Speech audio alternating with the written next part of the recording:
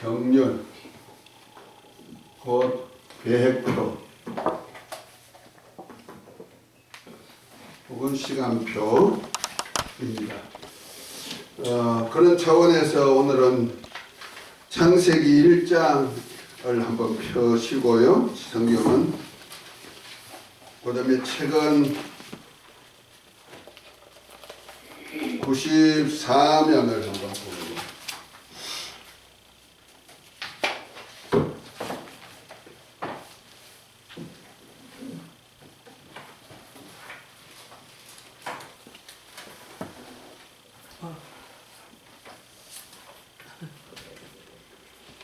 자, 거기 보면 그림이 있죠. 그림을 한번 설명으로 이제 듣고 지난번에 했던 거지만은 설명을 한번 듣고 시작하도록 하겠습니다. 하나님께서는 태초에 그 분야는 저에게 미스테리 투성입니다. 뭐야? 뭐야? 그 태블릿 PC 그거 꺼내야 되겠다.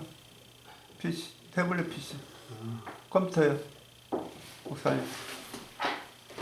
그걸 내려놔. 깜짝이야? 왜 갑자기 이상한 아가씨 말씀이 나와?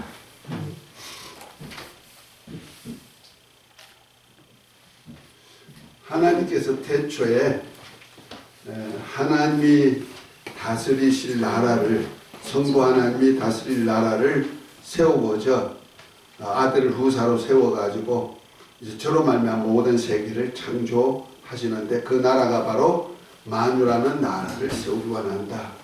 그래서 하나님께서 태초에 뭘 창조했어요? 천지를 창조하시니라 이렇게 말씀했어요. 창세기 1장 1절입니다. 이 천은 영계 하늘입니다. 영계 하늘이고 지는 땅이죠. 땅인데 이거는 물질계입니다. 그래서 영계와 영적인 세계와 물질계 세계를 이렇게 창조하셨습니다.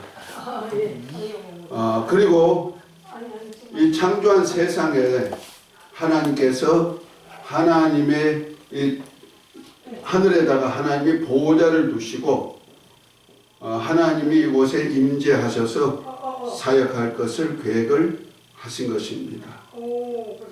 그 사역에 이제 인자 예수님께서 성자께서 성부 하나님이 보호자를 하늘에 두시고 하나님이 다스릴 나라를 만들려고 성자께서 인자가 되셔가지고 이 땅에 오셔서 만유라는 나라를 만들어가지고 만유라는 나라를 하나님께 바쳐드리도록 계획을 하셨다는 거죠. 그래서 이 만유라는 나라가 마지막 날에 다 부활체를 입고 어디로 들어간다? 하나님이 가실 나라에 들어가서 하나님 아버지가 세세토록 다스리는 나라를 만든다. 이것이 바로 고린도전서 15장 22절부터 28절의 내용을 담고 있다. 이런 상식적으로 좀 알아놓는 것이 굉장히 좋습니다. 그래서 이런 나라를 만들기 위해서 하나님께서 계획을 세웠는데 이 만유라는 나라 속에 시간을 두고 이제 시간 속에서 역사 속에서 이제 이 만유라는 나라를 만들어 가신다는 말이야. 그래서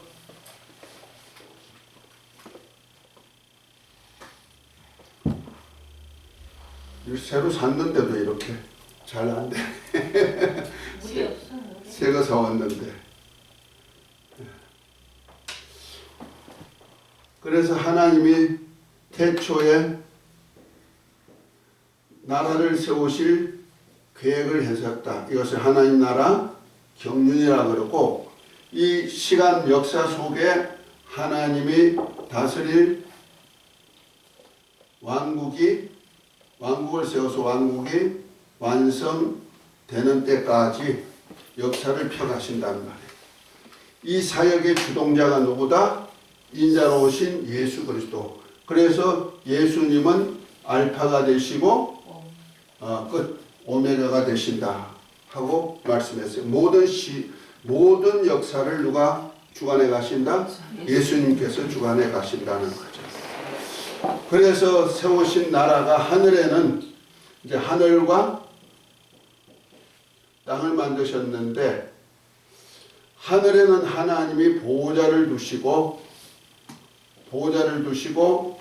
이 보호자에서 하나님이 하늘나라를 다스리신다는 거예요. 그 과정 속에서 이 땅에 하나님이 시간 속에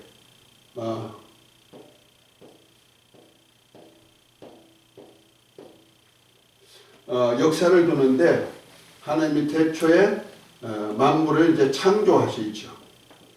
천지를 창조하시니라. 그리고 이제 땅에다가 땅이 혼돈하고 공허하고 이제 오늘부터 이 땅에 대한 공부를 할 건데요. 땅이 혼돈하고 공허하고 흑암이 깊음이 있고 하나님의 신이 수면에 운행하시는 그 상태에서 이제 창조가 되고 그 다음에 아담 요 그림이 있죠? 요 그림을 한번 보시면 됩니다. 그 다음에 아브라함, 모세, 다윗, 모세, 다윗, 예수님, 그 다음에 인자, 예수님이 오시고 그 다음에 예수님이 인자가 죽으셨다가 부활 성천하시고 그 다음에 다시 재림하시고 그 다음에 재림하셔서 세운 나라 세우시고 영원한 마지막에 심판이 이루어지고 심판할 때는 이 세상이 없어진다. 물질 세계는 없앤다. 그리고 영원한 나라를 세우는데 그 예수님 오심부터 시작해서 기점으로 해가지고 예수님 오시기 전을 뭐라 한다? 구약.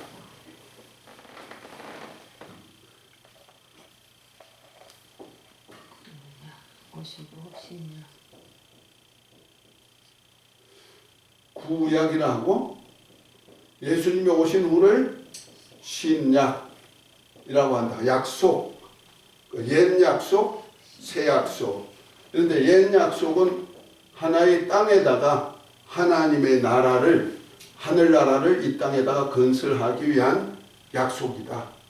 그래서 구약은 바로 나라를 세우지만은 실상이 아니고 뭐다? 모형이요 그림자다. 그래 모형. 하나님이 세우고자 하는 하늘나라의 모형이 된다는 말이에요. 그러나 신약은 뭐냐? 하늘나라의 실상이다. 그래서 예수님 오실 때 하나님의 나라가 왔다.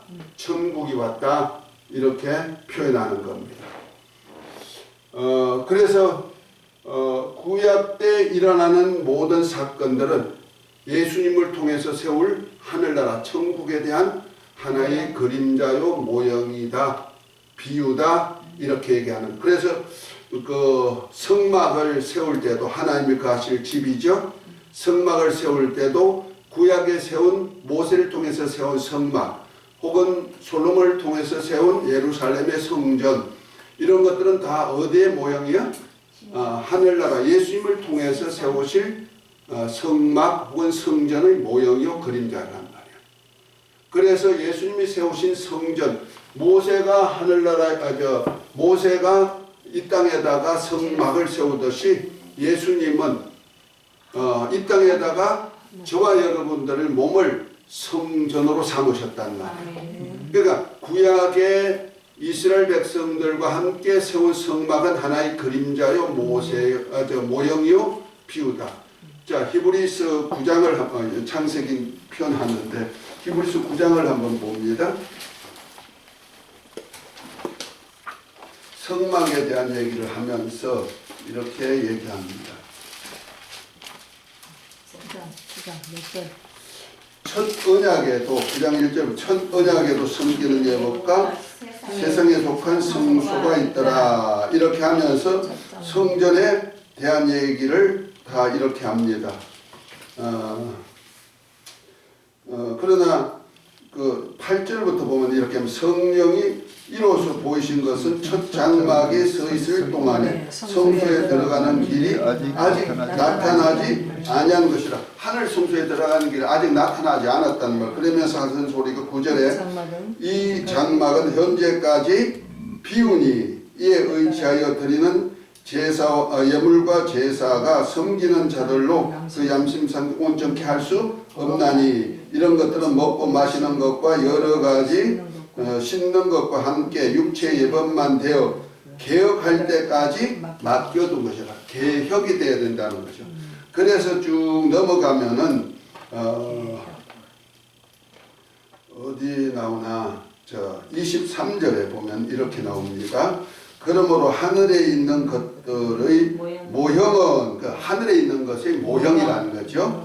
모형은 이런 것으로서 정결케 할 필요가 있었으나 하늘에 있는 그것들은 이런 것들보다 더 좋은 제물로 할지니라. 그리스도께서는 참 것의 그림자인 손으로 만든 성소에 들어가지 아니하고 오직 참 하늘에 들어가사 이제 우리를 위하여 하나님 앞에 나타내시고 이렇게 말씀하죠. 그러니까 구약에 드리는 성막을 통해서 드리는 제사나 예물이나 모든 역사는 뭐다?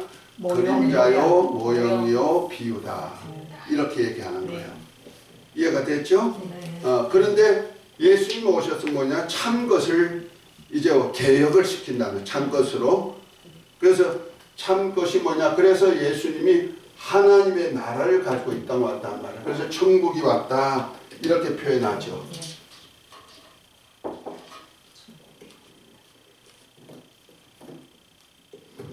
그래서 예수님이 이 땅에 오셔서 하나님의 나라를 가지고 이 땅에 와가지고 이 나라가 이 땅에서 이루어지고 어디까지? 영원한 나라까지 가게 하는 거예요. 그래서 하나님께서 아들이 오실 때 하나님의 나라가 왔다. 마가복음 1장 14절에 보면은 예수님의 복음의 시작이 바로 하나님의 나라의 복음을 시작이라 이렇게 표현하는 거예요. 그 하나님의 나라의 복음을 가져왔는데 마태복음 1장 3장 3장 8절인가 7절인가 보면은 천국이 가까웠다. 곧 천국 천국이 어디죠? 이거 하나님의 나라 천국이 가까웠다. 영계의 나라가 왔다는 거예요. 그래서 예수님이 이 땅에 오신부터 실상이 이 땅에 와서 이루어지는 것이다. 아멘. 그래서 저와 구약에는 그래서 성막이 모세를 통해서 세워졌다면은 이제 예수님을 통해서 지금은 뭐가 세워져? 성막이 세워지는데 우리를 장막, 우리 몸이 뭐예요? 장막이라는 거죠. 그러니까 구약의 모세가 광야에서 세운 성막은 비유요, 그림자요, 모형이라면은 예수님을 통해서 세운 성막, 곧 저와 여러분들의 몸은 뭐예요? 이동할 수 있는 성전인데 구약의 모세가 세운 성막도 이동 성막이죠. 그와 똑같이 지금 우리가 이동 성막이에요. 이동 성막인데 지금 우리의 성막은 실상이라는 말이에요. 그 실상이기 때문에 누가 임재해요?